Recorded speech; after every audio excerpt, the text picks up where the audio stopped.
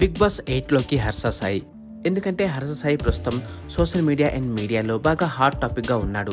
రీసెంట్గా బెట్టింగ్ ఇష్యూలో హర్ష సాయి ఒక్కసారిగా వార్తల్లోకి వచ్చాడు. అయితే గత కొన్ని రోజులుగా హర్ష సాయి చాలా సైలెంట్గా తన పని తను చేసుకుంటూ పోయాడు. కానీ ఈ బెట్టింగ్ వివాదంతో ఒక్కసారిగా మీడియాలోకి వచ్చాడు.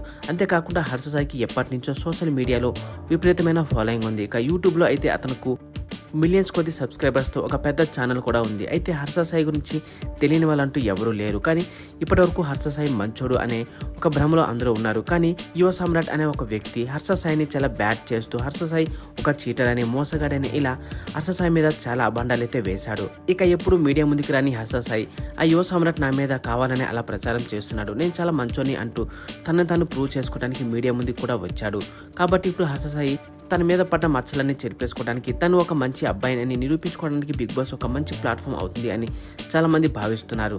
అయితే బిగ్ బాస్ టీం కూడా హర్ష సాయిని సంప్రదించారట. కానీ హర్ష సాయి దీని గురించి ఏం చెప్పాడు, బిగ్ బాస్ లోకి వస్తాడా రాడా, ఎటువంటి క్లారిటీ అయితే ఇప్పటికొచ్చి రాలేదు. అయితే గతంలో ఒకసారి బిగ్ బాస్ గురించి హర్ష సాయి మాట్లాడుతూ బిగ్ బాస్ కి నేను వెళ్ళను అని చెప్పాడు. కానీ అప్పుడు హర్ష సాయి ఉన్న పరిస్థితి వేరు. కానీ ఇప్పుడు తను పబ్లిక్ అయిపోయాడు. బెట్టింగ్ వివాదాల్లో తను బాగా నెగిటివ్ అయితే అయ్యాడు. కాబట్టి ఆ నెగిటివిటీ అంతా పోగొట్టుకోవడానికి బిగ్ బాస్ ఒక మంచి అవకాశం అని చాలా మంది భావిస్తున్నారు. మరి చూడాలి హర్ష సాయి బిగ్ బాస్ కి వస్తాడా రాడా. ఒకవేళ హర్ష సాయి కనుక బిగ్ బాస్ లో ఉంటే ఖచ్చితంగా టైటిల్ అతనే గెలుస్తాడు అని కూడా చాలా మంది భావిస్తున్నారు. మరి మీ అభిప్రాయం ఏంటి? Harsha Sai Bigg Boss house లో ఉంటే ఎలా ఉంటుంది అనేది ఖచ్చితంగా కామెంట్ రూపంలో తెలియజేయండి.